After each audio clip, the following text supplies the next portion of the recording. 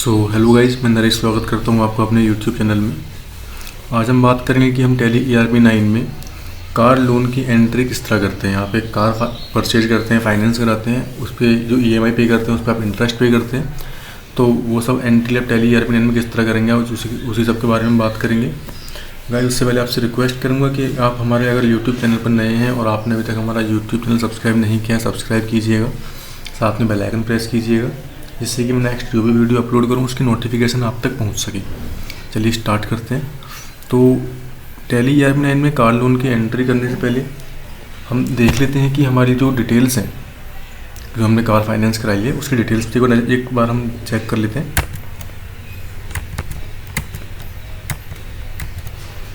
तो कार हमने परचेज कर ली है स्विफ्ट डिज़ायर। इसकी बेसिक कॉस्ट है 8.5 लाख रुपये। उस पर हमने CGST SGST पे किया है 51 हज़ार रुपये।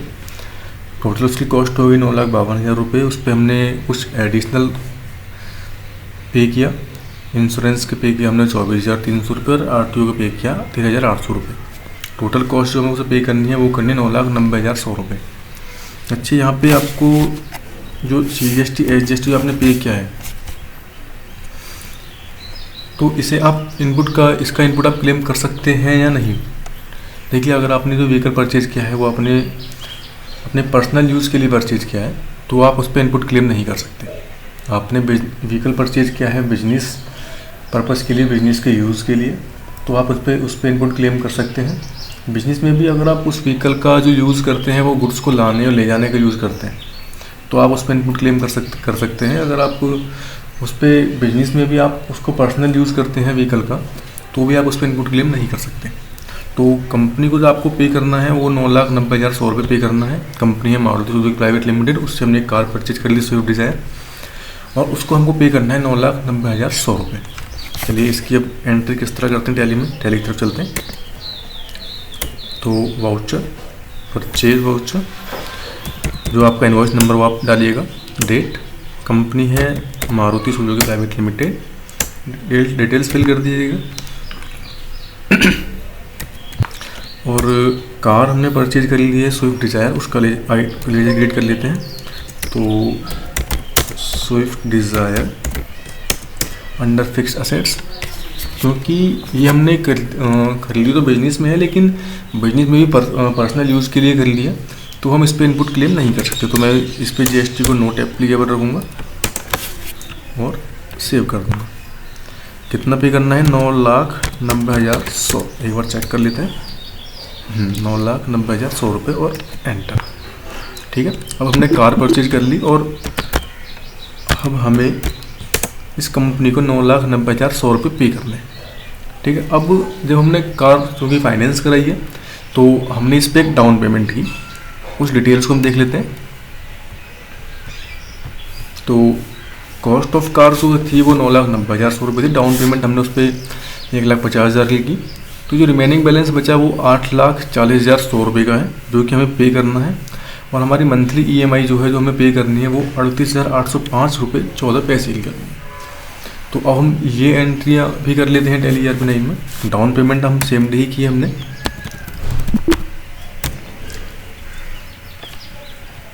पेमेंट के लिए F5, बैंक है, बैंक क्रिएट कर लेते हैं HDFC बैंक,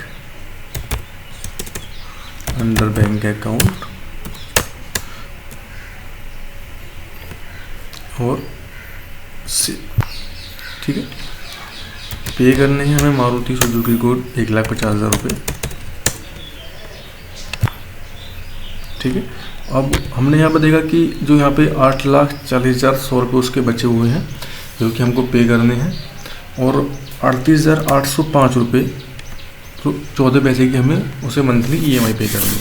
अब जो ये 8,40,100 रुपये जो पे करेगा मारुति सुजुकी लिमिटेड को, वो कौन पे करेगा? हमने कार फाइनेंस कराई एक फाइनेंस कंपनी से।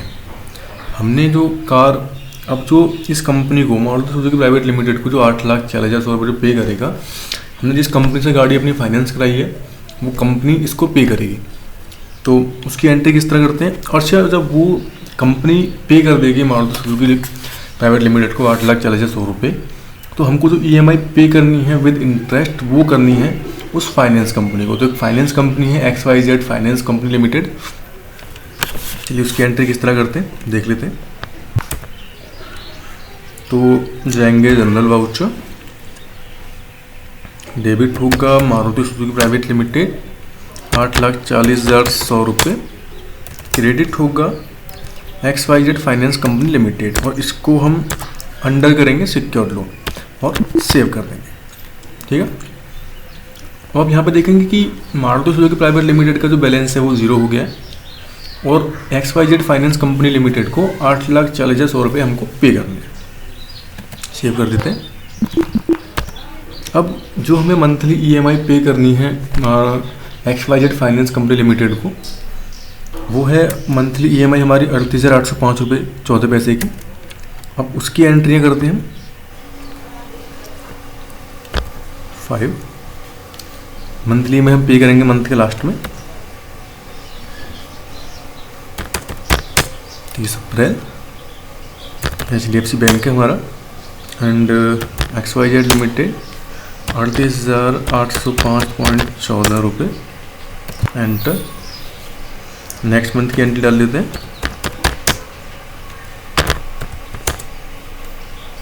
बैंक HDFC 38,805 रुपये 14 पैसे। चेक नहीं हमारा फंड ट्रांसफ़र, या आप डिटेल फिल कर लीजिएगा आप करना चाहें तो। सॉरी, यहाँ पे HDFC बैंक को ही मैंने ले लिया। यहाँ पे XYZ लिमिटेड नेक्स्ट मंथ की HDFC बैंक XYZ लिमिटेड 38,805 रुपये 14 पैसे।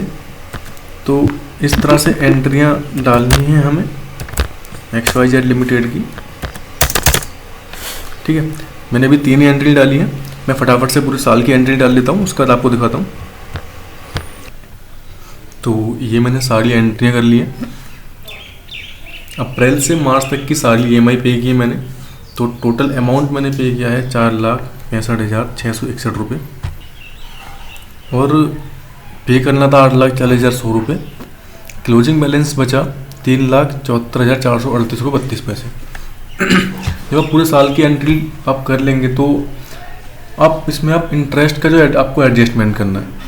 तो साल के लास्ट में जब आप अपने फाइनेंस कंपनी से आप एक इसकी स्टेटमेंट मंगाएंगे, जो आपने EMI पे की इसके आप स्टेटमेंट मंगाएंगे, उसमें आपको जो इंटरेस्ट एडजस्टमेंट करना है कि आपने कितना इंटरेस्ट पे किया है और कितनी आपने बेसिक अमाउंट पे की है। तो जो आप स्टेटमेंट मंगाएंगे वो स्टेटमेंट, मैंने एक स्टेटमेंट बनाई है, वो किस तरह होगी हम देख लेते हैं। ये एक स्टेटमेंट है, ये मैंने एक स्टेटमेंट बनाई है, ये मैंने इसी की तरह की आपकी स्टेटमेंट होगी। इसमें मैंने जो डाला है 9,90,100 रुपये का हमारा कार लोन था। इस पर इंटरेस्ट रेट था 10.1% एनुअली। 2 साल में हमें लोन पे करना था। इफेक्टिव रेट्स ये थे इंटरेस्ट के। डाउन पेमेंट हमने 1,50,000 रुपये की थी और 38,805 रुपये 14 पैसे की मंथली EMI थी। तो जो हमने बेसिक अमाउंट जो हमने पे की थी अप्रैल में 31,734 रुपये, जिसमें हमने इंटरेस्ट पे किया था 7,070 रुपये 84 पैसे। मई में हमें पे किया था 32,001 पैसे और उस पर इंटरेस्ट पे किया था 6803 रुपये 74 पैसे।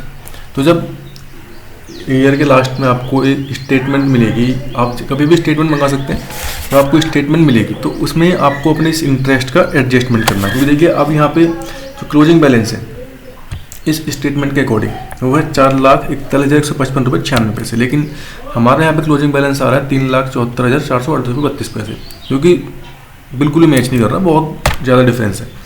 तो अब ये डिफरेंस है किस चीज़ का?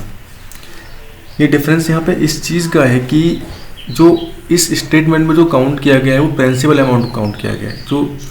जो रिमेनिंग बैलेंस था 8,40,100 रुपये, उसमें से सिर्फ यही बैलेंस जो बेसिक प्रिंसिपल अमाउंट जो हमने पे किया है सिर्फ उसी को काउंट किया गया है, इंटरेस्ट को काउंट नहीं किया गया। तो उसको हमें यहाँ पे एडजस्ट करना पड़ेगा। अब उसे एडजस्ट कैसे करेंगे चलिए देख लेते हैं। हम जाएंगे वापस से टैली में और हमारी जो एंट्री डाली थी हमने 30 अप्रैल को, इसको हमको एडजस्ट करना होगा। तो जो हमने बेसिक अमाउंट पे की है हमने वो कितनी पे की है 31,734 रुपये 30 पैसे। ठीक है। और उस पर हमने इंटरेस्ट पे किया है 7,070 रुपये 84 पैसे। अब इस एंट्री को हमें वहाँ पे एडजस्ट करना होगा टैली में। तो बेसिक हमने पे किया है 31,734 रुपये 30 पैसे। इसे हम यहाँ पे 31,734 रुपये 30 पैसे और यहाँ पे एक लेज़र बनाएंगे इंटरेस्ट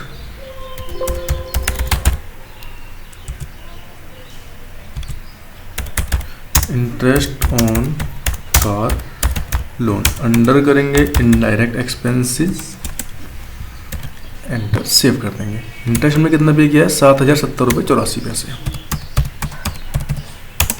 इसको अब सेव कर देंगे। इसी तरह हमको अपनी सारी एंट्रियाँ जो है वो ऑल्टर करनी पड़ेंगी।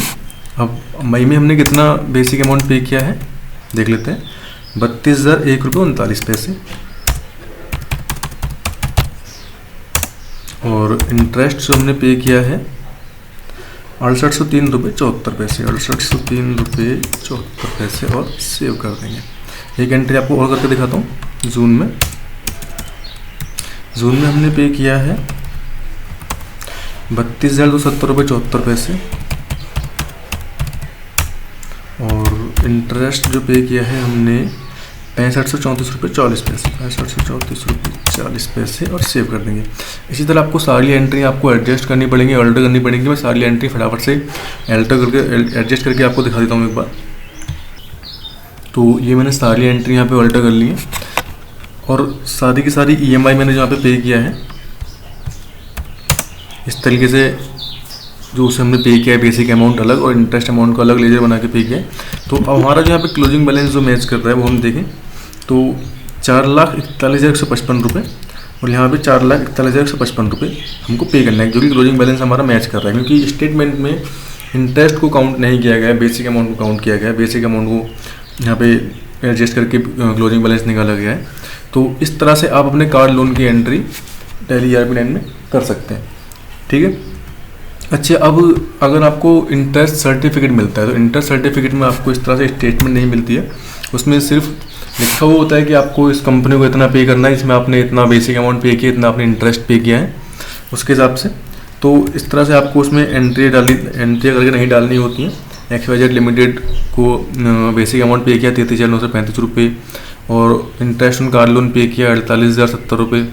तो इस तरह से नहीं बनानी होती है।